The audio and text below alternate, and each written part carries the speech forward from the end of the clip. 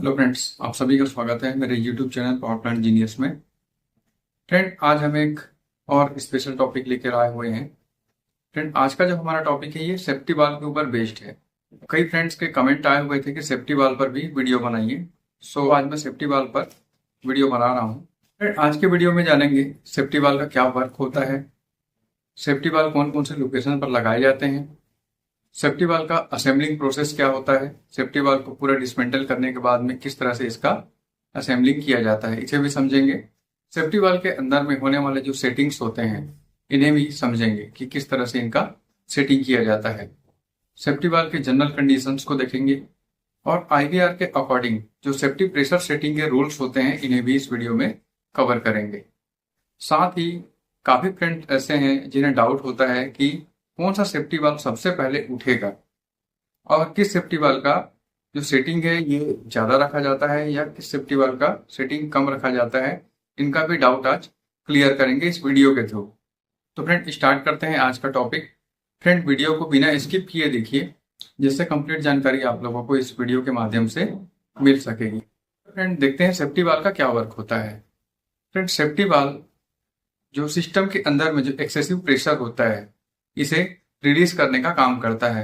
यह rapidly open होता है जब भी सिस्टम का जो प्रेशर होता है ये सेट प्रेशर से अधिक हो जाता है, तब ये रेपिडली ओपन होता है और एक्सेसिव प्रेशर को बाहर रिलीज कर देता है। फिर टाइप्स को जानते हैं, कौन कौन से टाइप होते हैं। जनरली हम 3 टाइप के सेफ्टी वाल्व के बारे में जानते हैं। पहला होता है डेड वेट सेफ्टी वाल्व, दूसरा होता है लीवर सेफ्टी वाल्व, तीसरा होता है spring loaded safety valve. Generally spring loaded safety valve का यूज प्लांट में किया जाता है और हमें देखने को भी मिलता है, और स्प्रिंग लोडेड सेफ्टी वाल्व के बारे में ही आज हम जानेंगे। और अगर लोकेशन की बात करें तो किस किस जगह पर सेफ्टी वाल्व दिया जाता है। फ्रेंड, ये बॉयलर ड्रम में दिया होता है, एमएस की लाइन में दिया होता है, एचआरएच की लाइन में दिया होता है, सीआरएच की लाइन में दिया होता है, जो ऑक्स हेडर होता है यहाँ पर दिया होता है, और कोई ऑयल की लाइन होती है उस जगह पर भी दिया होता है। शूट ब्लोइंग स्टेशन पर भी ये दिया होता है और डिएरेटर के ऊपर भी ये माउंटेड होता है। फ्रेंड, तो फ्रेंड समझते हैं कि सेफ्टी वाल्व का असेंबलिंग किस तरह किया जाता है। यहाँ पर कंडीशन ये है फ्रेंड कि हमने सेफ्टी वाल्व को पूरी तरह से डिसमेंटल करके रखा हुआ है। अब हमें फिर से इसे असेंबलिंग करना है, तब किस तरह से करेंगे ये समझते हैं। फ्रेंड, सेफ्टी वाल्व माउंटिंग के अंतर्गत आता है। माउंटिंग का मीनिंग होता है फ्रेंड ये सुरक्षा के लिए इसका यूज किया जाता है बॉयलर में। इसलिए जब भी सेफ्टी वाल्व को बॉक्सअप किया जाता है तब इसे बहुत ही ध्यान से किया जाता है।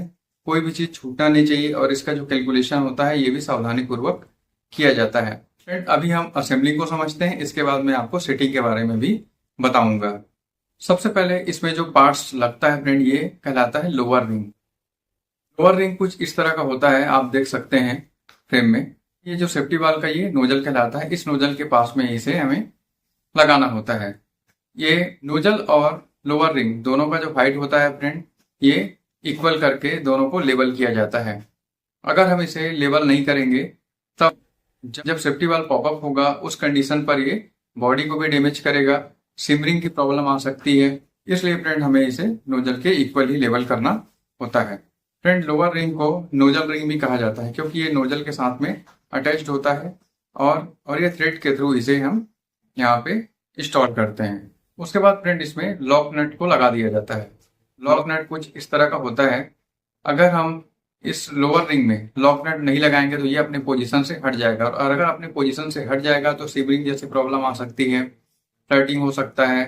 तो इस तरह के प्रॉब्लम हमें देखने को मिल सकते हैं। साथ ही और कई नुकसान भी इसके हो सकते हैं, इसलिए हमें यहाँ पर लॉक नट को लगाना अनिवार्य होता है। लॉक नट को लगाने से ये अपने पोजीशन से इधर उधर नहीं होता, अपने जगह पर ये बना होता है। थर्ड है फ्रेंड अपर रिंग, और इसे गाइड रिंग भी कहा जाता है क्योंकि ये गाइड के साथ ही लगा होता है, गाइड के साथ ही ये अटैच्ड होता है, इसलिए इसे गाइड रिंग भी कहते हैं। इसके बाद हम गाइड रिंग को लगा देते हैं।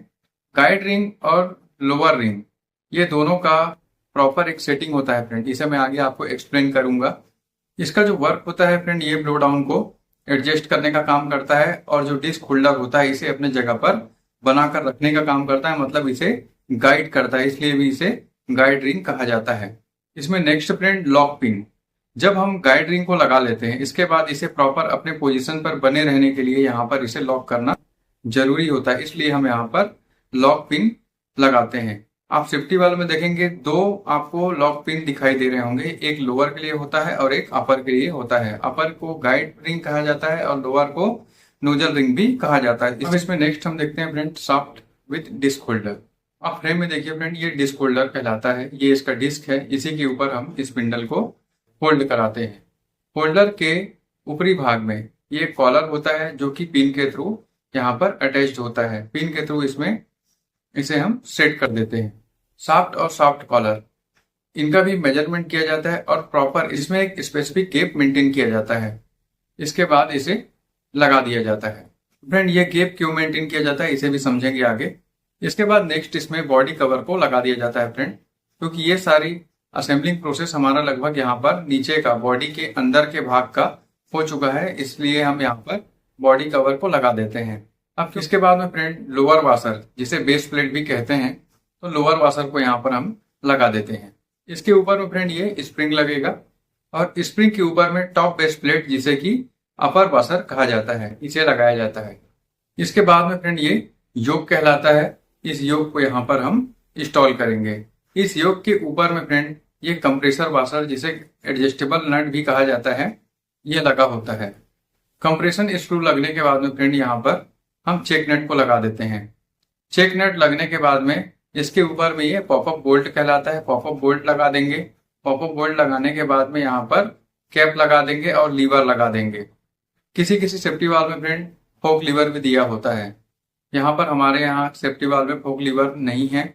लीवर का जो वर्क होता है फ्रेंड, अगर कभी सेफ्टी वाल्व सेट प्रेशर दिया है, अगर इस सेट प्रेशर में नहीं उठा, उस कंडीशन पर हमें लीवर को उठाकर इसे पॉपअप कराना पड़ता है। तो फ्रेंड ये हमारा असेंबलिंग प्रोसेस था। आपने असेंबलिंग प्रोसेस को समझा होगा। असेंबलिंग प्रोसेस में किस तरह से असेंबलिंग करते हैं ये मैंने आपको बताया। अब समझते हैं फ्रेंड कि सेफ्टी वाल्व के अंदर में कितने तरह की सेटिंग होती है। आप लोगों में से मैक्सिमम लोगों को यही लगता होगा कि सिर्फ हम प्रेशर की सेटिंग करते हैं, लेकिन ऐसा नहीं होता। सेफ्टी वाल्व के अंदर में 3 तरह की सेटिंग होती है फ्रेंड। पहला होता है सॉफ्ट वाल्व लिफ्टिंग, दूसरा होता है फ्रेंड ब्लो डाउन सेटिंग, तीसरा होता है friend pressure setting. Safety valve lifting के लिए हम जो सेटिंग करते हैं फ्रेंड, ये मैंने आपको बताया था कि शाफ्ट के साथ में एक कॉलर लगाते हैं। ये जो कॉलर होता है, शाफ्ट और कॉलर के बीच में हम कुछ गैप मेंटेन करते हैं। ये जो गैप होता है ये डिसाइड करता है कि हमारा जो शाफ्ट है जब सेफ्टी वाल्व पॉपअप होगा तब कितना लिफ्ट करेगा फ्रेंड। लेकिन इसकी जो सेटिंग होती है ये हमें छेड़ना नहीं है, क्योंकि ये कंपनी के थ्रू ये सेट होके आता है। लेकिन अगर कभी कोई डिस्टरबेंस हो गया या कोई प्रॉब्लम अगर आ गया तभी हम इसे छेड़ेंगे। शाफ्ट कॉलर का और जो स्पिंडल है इसके बीच में जो गैप होता है ये 13 से 14 mm के आसपास रखा जाता है। ये छोटे सेफ्टी वाल्व होते हैं, इनके लिए इनका जो कैलकुलेशन है अलग हो सकता है, इसलिए आप इसे अप्रोक्सीमेट ही मानिए। दूसरा होता है friend blow down setting. Friend blow down setting के लिए हमें जो गाइड रिंग होता है इसे एडजस्ट करना होता है। लोअर रिंग और गाइड रिंग के बीच में लगभग 2.5 mm के आसपास का गैप होता है। ये कम या ज्यादा हो सकता है। अलग अलग प्लांटों में अलग अलग सेफ्टी वालों के लिए ये गैप कम या ज्यादा हो सकता है। इस गैप के कारण हमें ब्लो डाउन को देखते हुए ब्लो डाउन हम 3 से 5% के आसपास रखते हैं। 3 से 5% ब्लो डाउन के लिए हम यहाँ पर एक गैप मेंटेन करते हैं और गाइड रिंग को नोच के हिसाब से सेट किया जाता है। यहाँ पर एक नोच घुमाने पर ये 40 kg के आसपास का प्रेशर मेंटेन होता है। तो इस हिसाब से हमें इसका जो नोज है ये कैलकुलेट करना होता है। आपका सेफ्टी वाल्व जितना है उसके हिसाब से कितने नोज पर कितना सेटिंग हो रहा है ये आपको वहां पर देखना होगा। यहाँ पर आपको अपर रिंग लोअर रिंग दोनों के बीच में दोनों को कुछ इस तरह से एडजस्ट करेंगे। 3 से 5% के आसपास ही ब्लो डाउन रेट होना चाहिए। अब थर्ड है friend pressure setting. Pressure setting friend ये कंप्रेसर स्क्रू जो आप देख रहे हैं इसके थ्रू होता है। इसमें लगा जो चेक नट होता है पहले इसे लूज किया जाता है और लूज करने के बाद में इसे हम घुमाते हैं। क्लॉकवाइज घुमाएंगे तो इसकी सेटिंग बढ़ जाएगी। अगर इसकी सेटिंग अभी 80 है, अगर इसे क्लॉकवाइज घुमाया जाए तब ये 82 83 के अराउंड आ जाएगा। मेरे यहाँ जो सेफ्टी वाला फ्रेंड इसे अगर एक फ्लैट घुमाया जाए तो 2.5 kg प्रेशर बढ़ जाता है और अगर इसे एंटी क्लॉकवाइज घुमा देंगे तो ये 2.5 kg कम हो जाएगा। तो इस तरह से फ्रेंड आप अपने यहाँ के सेफ्टी वाल्व को कैलकुलेट कर सकते हैं कि कितना घुमाया जाएगा तब कितना प्रेशर बढ़ेगा। तो फ्रेंड ये आपने प्रेशर सेटिंग देखा कि 3 तरह के प्रेशर सेटिंग सेफ्टी वाल्व के अंदर में होते हैं। अब देखते हैं फ्रेंड जनरल कंडीशंस क्या क्या होते हैं सेफ्टी वाल्व के लिए, कि कितने सेफ्टी वाल्व में कितना इवोपरेशन कैपेसिटी होती है, इसे समझते हैं। तो फ्रेंड ड्रम के जो सेफ्टी वाल्व होते हैं ये 75% इवोपरेशन कैपेसिटी इसकी होती है। एमएस लाइन पर लगा हुआ जो सेफ्टी वाल्व होता है इसका 50% इवोपरेशन कैपेसिटी होती है। उसी तरह आरएच के पर सेफ्टी वाल्व में 20% इवोपरेशन कैपेसिटी होती है। और आरएच के अगर सभी सेफ्टी वाल्व को काउंट किया जाए तो इसमें 100% इवोपरेशन कैपेसिटी होती है। मतलब सेफ्टी वाल्व को इस तरह से डिजाइन किया जाता है कि अगर सारे सेफ्टी वाल्व को अगर उठा दिया जाए तो आपके बॉयलर में जितना स्टीम बन रहा है इसे एक साथ ही रिलीज कर दिया जाए। मतलब इसीलिए इसे माउंटिंग के अंतर्गत रखा जाता है कि अगर कभी प्रेशर आपका बढ़ गया और तब बॉयलर में स्टीम प्रेशर के कारण कोई विस्फोट ना हो। अब देखते हैं फ्रेंड आईबीआर के अकॉर्डिंग जो प्रेशर सेटिंग रूल्स होते हैं ये क्या होता है। बहुत सारे फ्रेंड्स इसके बारे में कमेंट करते हैं कि आईबीआर का जो प्रेशर सेटिंग रूल्स है ये क्या है। तो इसे भी समझते हैं फ्रेंड कि क्या होता है। 500 m² का जो हीटिंग सरफेस एरिया का जो बॉयलर होता है इसके लिए आईबीआर ने ये रूल्स रखा हुआ है कि आपको कम से कम 3 सेफ्टी वाले यहाँ पर रखना जरूरी होता है। 2 आपके ड्रम में होगा और 1 आपके एमएस के लाइन पर होगा। और इसके लिए अगर सेटिंग की बात करें तो जो यहाँ पर एक चीज हम समझते हैं फ्रेंड कि सबसे ज्यादा प्रेशर किसका होता है, ड्रम का होता है। तो इसका जो वर्किंग प्रेशर है इसके वर्किंग प्रेशर से 3% अधिक पर हमें पहला सेफ्टी वाल्व रखना होता है। इसके लिए फॉर्मूला कुछ इस तरह है। आप इस फॉर्मूले में अगर इसे वैल्यू को पुट करेंगे तो आपको इसकी वैल्यू पता चल जाएगी कि कितना हमारा वर्किंग प्रेशर है। वर्किंग प्रेशर के अकॉर्डिंग हमारा जो सेफ्टी सेटिंग होता है कुछ इस तरह का होगा। तो फ्रेंड सेकंड सेफ्टी वाल्व के लिए रूल्स कहता है कि सेकंड सेफ्टी वाल्व को या तो वर्किंग प्रेशर के आसपास रख सकते हैं या तो वर्किंग प्रेशर से 1 kg कम पर सेट कर सकते हैं। और इसमें जो थर्ड रूल होता है फ्रेंड ये कहता है कि जो आपका पहला जो सेफ्टी वाल्व है जो 3% पर रखा गया था इससे 10% कम पर आप एमएस लाइन का सेफ्टी वाल्व एडजस्ट करेंगे। इसके लिए भी फॉर्मूला मैंने यहाँ पर दे दिया है, आप इस फॉर्मूले के थ्रू इसे निकाल सकते हैं फ्रेंड। अब फ्रेंड एक क्वेश्चन है जिसे कई बार पूछा जा चुका है, मुझे इंडिविजुअली भी पूछा गया है कि किस सेफ्टी वाल्व की सेटिंग सबसे अधिक रखी जाती है। तो फ्रेंड कुछ बॉयलर ऐसे होते हैं जिनके ड्रम थोड़े से स्लाइटली इंक्लाइंड होते हैं। तो स्लाइटली इंक्लाइंड का कहने का मतलब ये होता है फ्रेंड कि 1% से 5% तक इन्हें इंक्लाइंड रखा जाता है।